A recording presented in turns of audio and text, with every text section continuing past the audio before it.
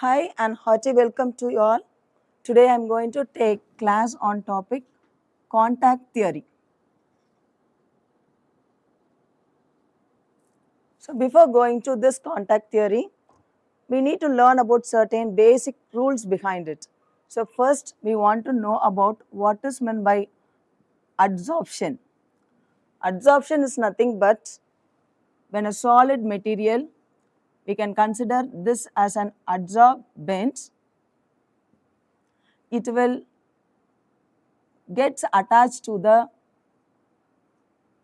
adsorbate molecules on its surface alone. So this is the adsorbate molecule. This adsorbate molecule will be always gases or it may be a suspended materials.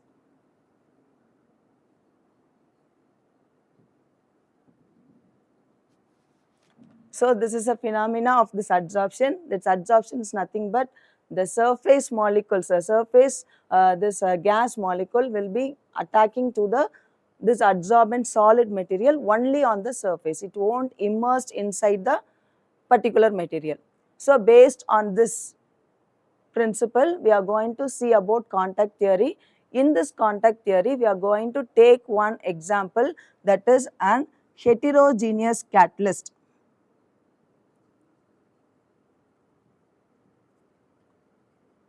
What is meant by this heterogeneous catalyst? Here, this adsorbent, that is a solid material, will be acting as one of the catalyst.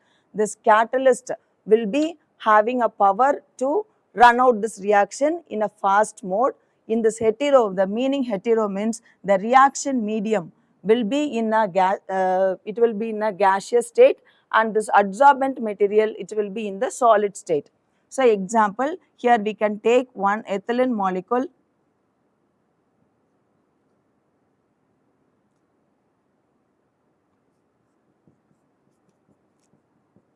So based on the valency of carbon, we can write the ethylene molecule like this. This is in the form of gas, plus it is reacting with hydrogen molecule. It is also in the form of gas, and it is giving a product that is called ethane.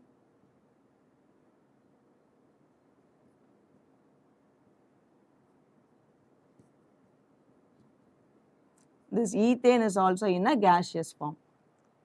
So here the catalyst we are going to use here, that is a nickel. This is acting as one of the adsorbent material, and it is a main catalyst. It is running this reaction. This adsorbent is a solid material. So as per our phenomena, the solid material, that is an adsorbent, it is going to attach with one reactant molecule, that is a gas, and it is following that reaction. So in contact theory, there are many steps we need to follow. First, step 1, we can tell that it is the step 1 is an adsorption step. This adsorption step, what will be happening is this nickel, we can consider this nickel catalyst like this. So this nickel catalyst, it is going and attaching with hydrogen, that is one reactant molecule in the gaseous state, and it is creating a bond.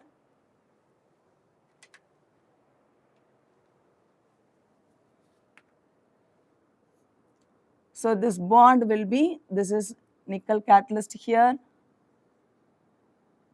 The bond formation will be like this. So here this hydrogen molecule will be going and attaching.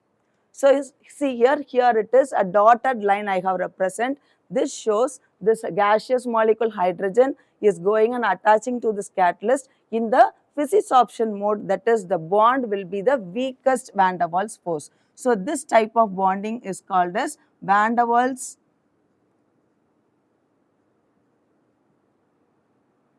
bond. So it is a weakest bond.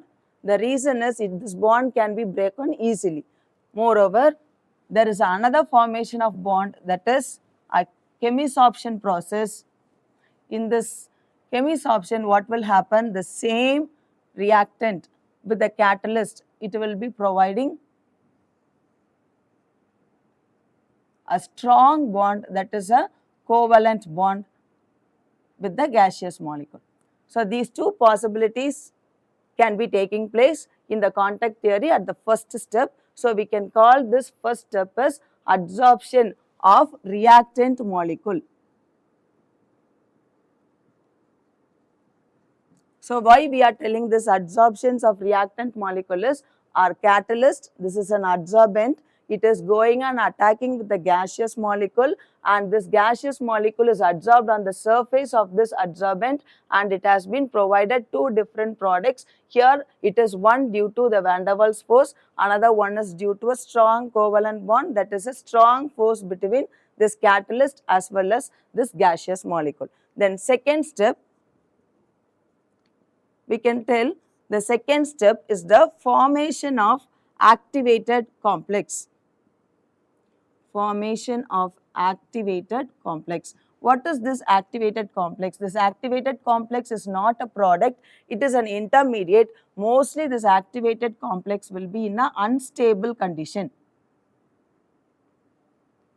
So now we are going to see how this van der Waals bonded molecule or this strong covalent bonded molecule, how it is going to react with another one reactant, that is ethylene. See, we already written that ethylene, its molecular formula is C double bond C, hydrogen, here one hydrogen, here one hydrogen, here one hydrogen. This is our another one reactant molecule. This reactant molecule is going and adding with this nickel, which has undergone bonding with another one reactant, that is hydrogen. So here the product is an activated complex. So the activated complex, how it will appear is, see, there will be a cleavage in the bond which is present in between the carbon. So here we can represent the bonding like this. So here there will be a nickel. So here is one hydrogen. So this hydrogen, that is an adjacent, which is adjacent to this adsorbent material, it will be going and bonding with this carbon atom. So here there will be a breakage of bond, it can be represented by a dotted line. This is called as an activated complex, this is an unstable complex.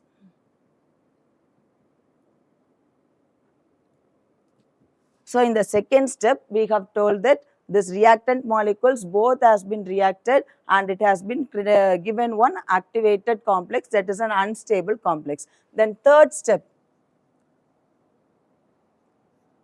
So in third step, what we are going to see is how this activated complex, it has been changing to a stable condition. So how it is has been dissociated, or we can tell the decomposition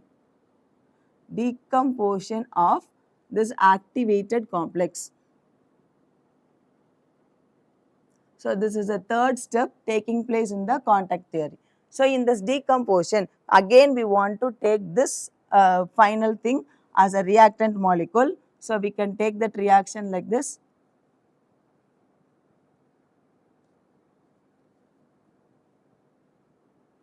So see here the bond is there, dotted bond. So this is the hydrogen, this is one reactant molecule. Here it is our adsorbent catalyst is here. So it has been bonded here. So what is happening here is this activated complex, it is going to dissociate down, and here the strong bond is going to get cleaved. So see, carbon, hydrogen, hydrogen, it is bonded with another one carbon. So here this nickel, the surface of the nickel has been changed, and here this hydrogen is going to dissociate from this. So totally we can tell the product has been formed like this. So here the decomposition will take place. So this is the final product of this step. Then finally the last step, step 4, desorption of products. So this is the last step. What is happening here? This stage, the third stage product places, we should write it first here.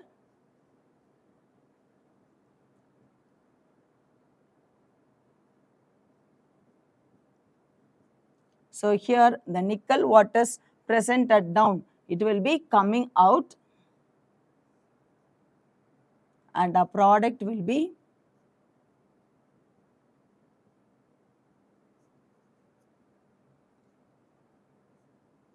a gaseous molecule, that is ethane.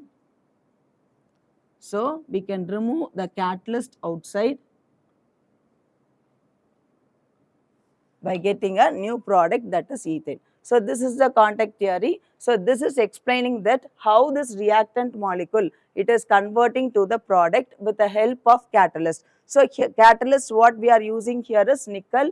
This nickel, it is acting as one of the adsorbent material. So this adsorbent material, it is getting all the gaseous molecule present in the reactant side and it starts getting activated, and this activated substance, it is creating one activated complex, that is an unstable complex. Then third step, desorption has been taking place. In desorption, this unstable complex has been cleaved, and in the final step, that is step 4, desorption of product has been taking place. That is finally we are getting the product, that is ethane, which is in a gaseous condition. Okay. So now we can tell that this adsorption, this contact theory, it is also called as adsorption taking place in catalysis. So why we are telling like this? It is having certain phenomena based on the power of the adsorbent material. So the adsorbent material what we are going to use here is nickel. So this nickel, it should be having some shapes, structure. So based on this, the ability of reaction will be varying. So we can tell there are 5 different components.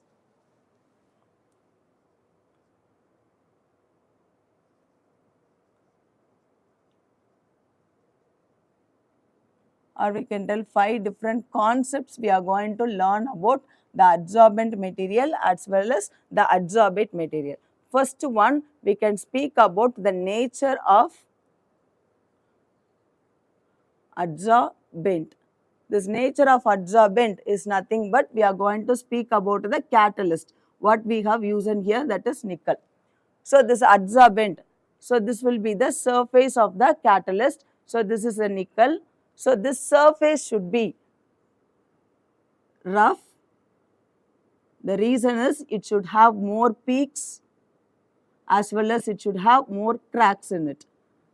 When these peaks and cracks are more, the absorption of this adsorbate molecules will be more and more. So the first property we can tell, this nature of the adsorbent, it should be rough, and second we can tell the surface should be larger surface area this nickel should have. So this is the first nature of the adsorbent. Second one, adsorbate. We are going to see about the adsorbate. In our reaction, the adsorbate, the initial molecule is hydrogen. This is one of the reactant of the reaction. So what will be this nature? This hydrogen, this is a permanent gas. So this molecules, gas molecules, is having an ability to go and attach with this adsorbent surface. So there are different types of gases. To speed up the reaction, we can use different liquefiable gases, so which can undergo this reaction more faster. Okay. Then finally, we can tell about the adsorbent material should be specific. Why we are telling it should be specific? For one particular reaction, based on the power of this adsorbent, or based on the porous, or based on the space which is present here, the reaction will be taking place. So for each and every reaction, it will be having a specific catalyst. So with a specific catalyst only, the reaction can take over in a best way. Similarly, we can tell about the conditions, but 2 conditions. One is promoters, another one is poisoning. So this promoters and poisoning, if the reaction, if you want to take place this reaction in a better mode, we can tell that we can add some of one additional agent. Example, for this particular reaction, we can use molybdenum as one of the additional material. So, this molybdenum will be acting as one of the promoter. What will this promoter do is, its role is to split up the adsorption, this adsorbate nickel bonding, it will be split up. So, based on the split up, it will grabs many amount of adsorbate material. Okay, this poisoning, what is this poisoning means? To if any impurities, or we can tell arsenic, or we can tell hydrogen sulfide, these sort of molecules, when it is coming to this reaction, the reactions will be not in a good giving good output. There will be a particular drawback based on the poisoning. The reason is the surface of the nickel, it will be held by this particular molecule. It may be a hydrogen sulfate, or it may be a carbonyl groups or something. So, based on this, the reaction capacity will be more and more. So, now we have seen that what is contact theory and what are the phenomena behind that. So, in contact theory, we have learnt about one main synthesis, that is how ethylene is converted to ethane. So, just I am writing that same reaction here, how this ethylene, that is in a gaseous state. Here two reactants are there, another one is hydrogen, and how it is reacting in the presence of catalyst nickel, and what is the output we are getting, that is ethane molecule. This is also in a gaseous state.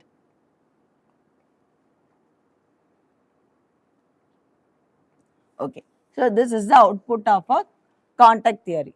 Then following this, we are going to see about many industrial applications. Okay. So, how many industrial applications we can see? There are n number of industrial applications. In that, we are going to see nearly 10 how this catalysts are highly useful in the manufacture of different products in the industries. So, first one, we are going to see about the application.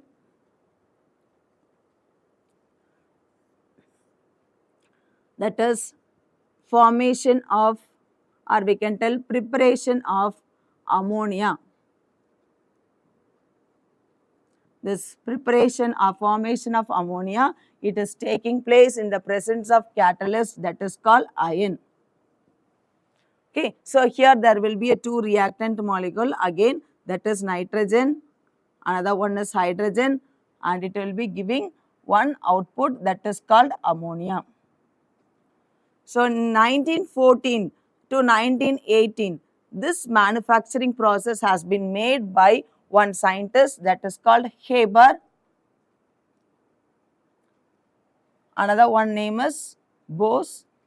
So, these two scientists work on behind this formation of ammonia in a large amount of quantity, and they have awarded Nobel Prize in that. So, since this ammonia they can prepare in large amount in industries in a simple mode. So, the preparation, any preparation we need just reactant molecule as well as the product molecule. This is enough, means it is not like that. The reactant molecule is important. Again, they will be coming to know that at what particular temperature, at what particular pressure this reaction will be taking place. So, we can imagine now on a big industries, in a big industries they are going to produce this ammonia, they will be having a large chamber.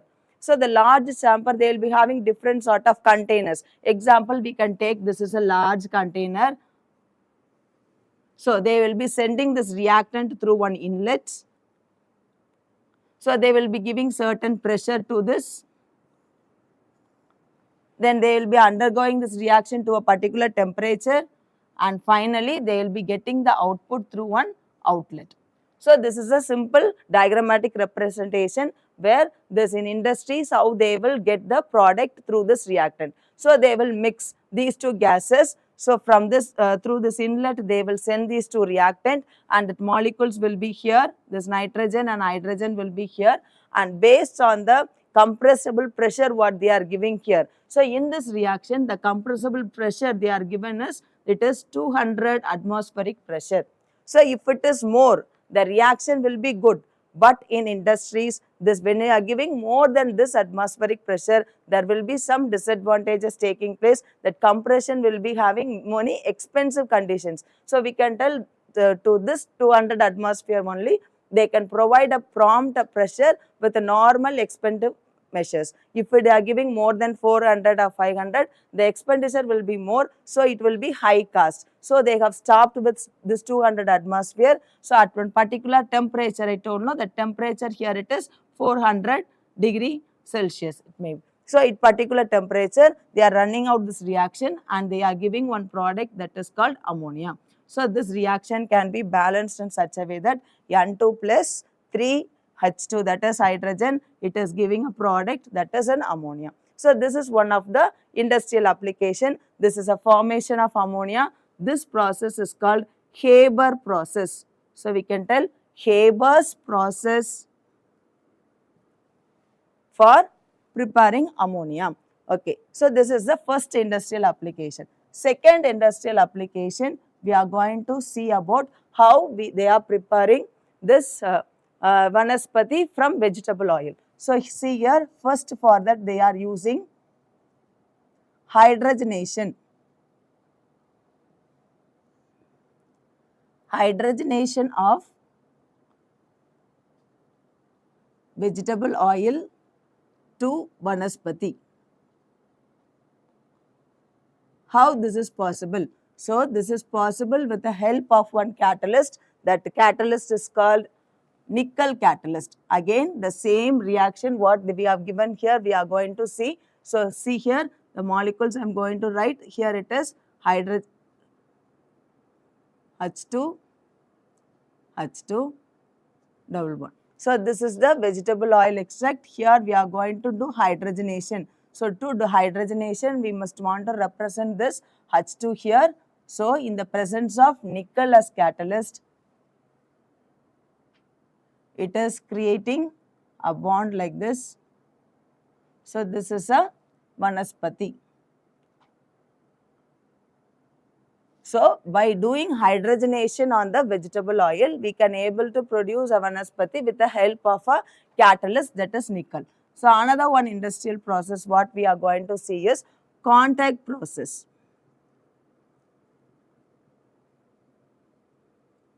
So this is not contact theory. So in this contact process, we are going to see how we can prepare sulfuric acid. So preparation of sulfuric acid we are going to see. Okay. So the sulfuric acid, it has been prepared through this contact process in the presence of catalyst that is called vanadium pentoxide. So this vanadium pentoxide is going to act as one of the catalysts here to convert the sulfur to this sulfuric acid. So how we can convert the sulfur to sulfuric acid is, initially they will take the sulfur from the sulfate ore and they will treat in a hot air furnace and it will be producing a sulfur oxides. So it will be producing a sulfur oxide, that is SO plus, it is undergoing reaction with O2 and in the presence of this vanadium pentoxide, it will be giving an output that is called SO3. Okay. So this is the first initial step in the preparation of sulfuric acid. So here we have got SO3 as a product. This SO3 is not a sulfuric acid. So from this SO3, how they are getting out this sulfuric acid is, so again they will be treating the sulfuric acid with a adsorbent material, that is an adsorption process they will be taking place in the presence of water. So we can tell this water, we can treat the water to absorb this SO3. So here when we are doing like that, we will be getting output that is called sulfuric acid. But one particular condition is in this reaction, this conversion of SO3 directly with water to sulfuric acid, it is impossible. The reason, what is the reason behind this? The reason behind this, here when it is treated with H2O, the mist formation will be there. So we can tell it can't be possible for direct conversion with H2O. So the mist and fumes formation will be more here. So what they are doing is they are treating this SO3 again with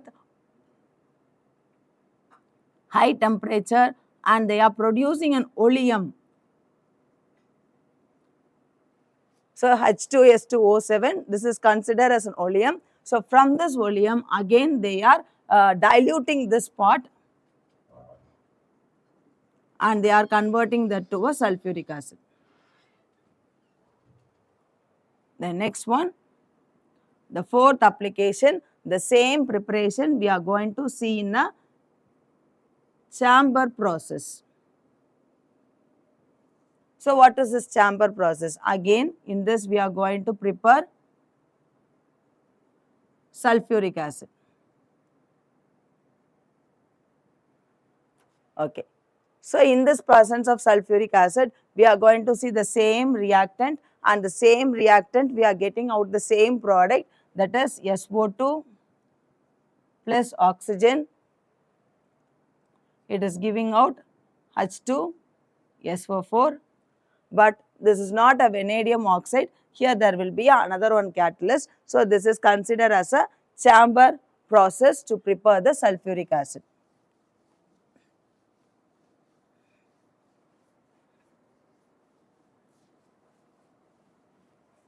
Then fifth one, industrial application, what we are going to see is Ostwald's process. So in Ostwald process, what we are going to see is we are going to prepare nitric acid. So how we are going to prepare nitric acid is, initially we are going to take ammonia and we are going to treat with oxygen, that is oxidation reaction will be taking place, and further it will be converting to this nitric oxide. So nearly it won't initially prepare as nitric acid. Initially the formation will be NO3. This NO3 again it will be combining with one sort of reaction, that is with water. It is absorbed in water and it will be producing nitric acid. So we have seen nearly 5 different industrial steps. So in the first, what is the first step? First industrial method is we have prepared what is in Hamber process, we have prepared ammonia. Second one, we have generated vanaspati from using vegetable oil. Third one, contact process. Then fourth one, chamber process. Fifth one, Ostwald process to prepare nitric acids.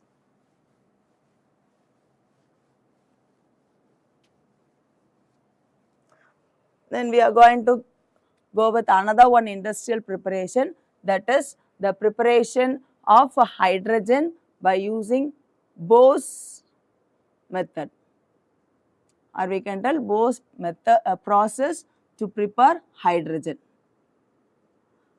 How we can prepare hydrogen?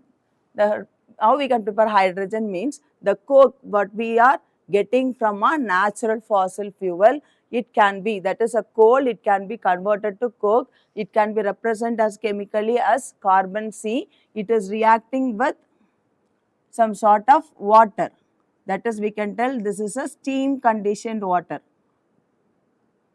It will be reacting with this and it is finally giving an output that is called hydrogen. So here what is the catalyst they will be using is, they will be using an iron oxide as a catalyst.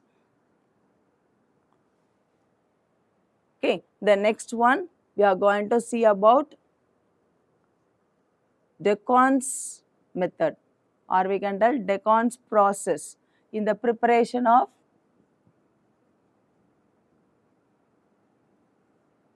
chloride. So how we are going to prepare this is, initially we are going to take hydrochloric acid, in the presence it is going to undergo oxidation reaction and it is giving a product that is a chlorine molecule. So this reaction will be taking place in the presence of catalyst that is called copper chloride. So when these are acting as a reactant molecule, this copper chloride will initiate this reaction and it will be giving the product that is Cl2 molecules. Then finally the last 2-3 reactions what we are going to see is synthesis of methanol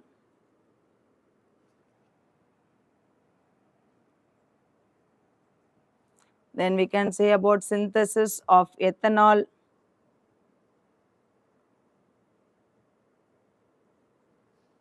and last one the natural synthesis of ethanol. So in all these the catalyst will be varying and the reactant will be varying. So in this ethanol we can again take an ethylene molecule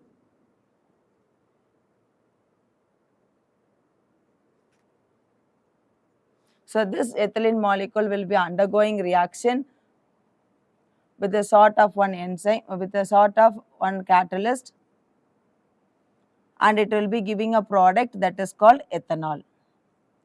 Ethanol formula is C2H5OH. So again here see from how it can be prepared from natural things from natural sugars. We can tell that formula is C6H12O6. It may be a glucose. So plus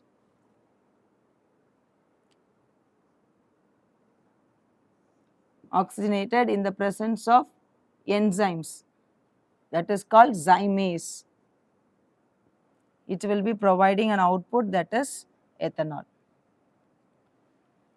Okay, so we have seen different industrial applications. So why we are telling that the industrial application means all these product has been prepared in n amount of time, that is a large quantity has been prepared with a high purity. So in each and every measures of this industrial application we can tell that the final product it may be ammonia or it may be hydrogen or it may be a chlorine or it may be a methanol, ethanol. It has been prepared in high quantity as well as in high quality to measures in the industrial process. Now I am going to start with a new thing, that is one best application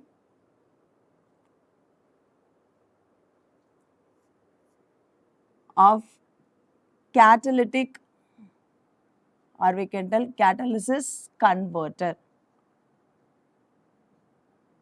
So what is this catalyst converter? So many this catalyst we have seen in industrial side, how it has been used to prepare different material and what are the reaction taking place there based on the adsorbent and adsorbate. Then we are going to see about this catalytic converter. This catalytic converter is nothing but how the emission of a toxic substance has been reduced and it has been exposed to the environment. So here we are going to consider a catalytic converter. So this catalytic converter will be having a different setup. So see here there is one chamber. This is a metal made chamber.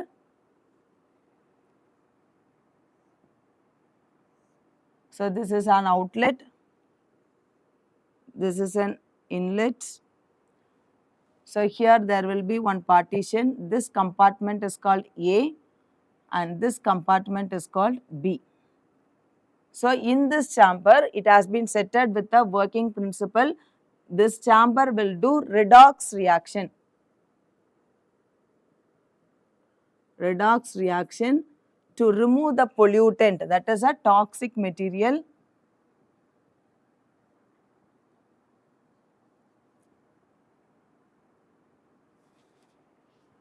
To remove the toxic material. So here we can tell that we can consider one example as an internal combustion engine. That is, we can tell in an engine they will be using a fuel that is called hydrocarbon.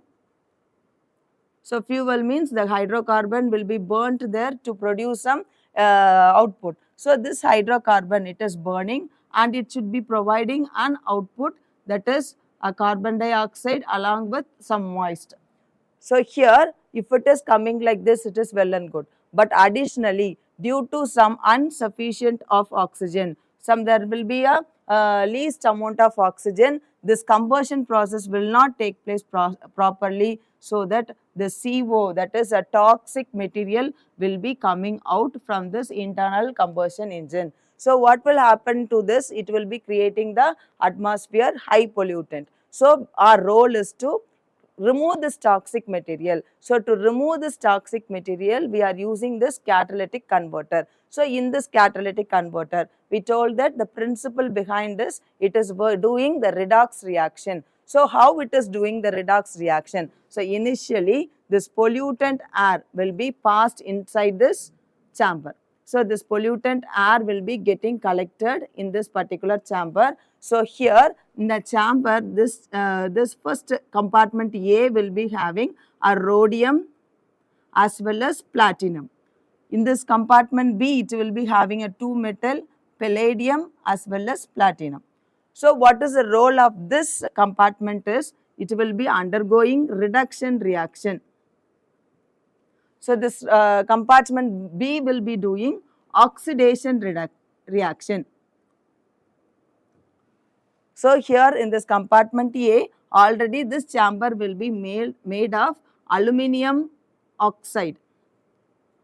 So in this aluminum oxide, both this compartment will be made of a metal, that is material, that is aluminum oxide. This aluminum oxide will be coated with different elements, that is a rhodium and platinum. Here this for oxidation, it will be coated with platinum and palladium. So this is the structure of this catalysis compartment. So now we are going to see how it is going to work. So see here, the molecule, it is coming inside here. So it is hold in this particular part. What will be the role of this A? This A will be doing the part of reduction reaction. That is the reduced molecule, what is the reducible impurities, what is present there, it has been decomposed by this compartment, and it will be sending some sort of the output in this particular area. So this molecule will be traveling to the next compartment, that is B. In this B, what is there? There is another one material, that is platinum and palladium is there. Here oxidation is taking place. So the toxic material, it has been removed from the reducible material, and here the oxidable material will be holding there. This oxidation chamber will be controlling the oxidized toxic material, and it will be producing the outlet here, and the fresh air will be coming out of this without any toxic material. So the toxic material has been completely removed by using this catalytic converter. So this is a major application. Now industrial sites they are using, as well as in many engines part they are using to convert the toxic material to the non-toxic material, which is it is good for the environment. Okay. So this is main application of this catalytic chamber.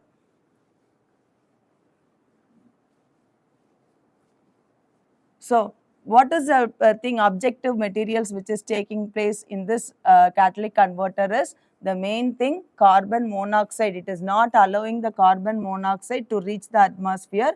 It is converting that to carbon dioxide. Second one, it is undergoing oxidation reaction. Third one, it is undergoing reduction reaction.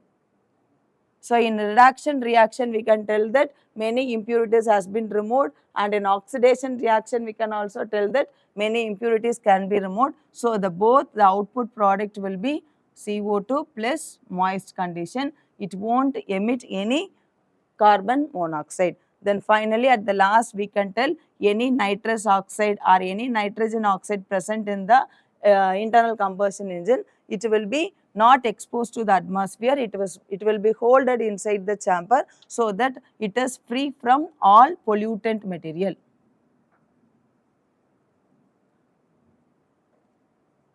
So with the principle of redox reaction, we can control the toxic substance what has been generated in the internal combustion engine, and the best fuel we can adapt to this, and this fuel will be giving a best outlet, that is a non-toxic material, that is carbon dioxide as well as water. It won't emit any CO.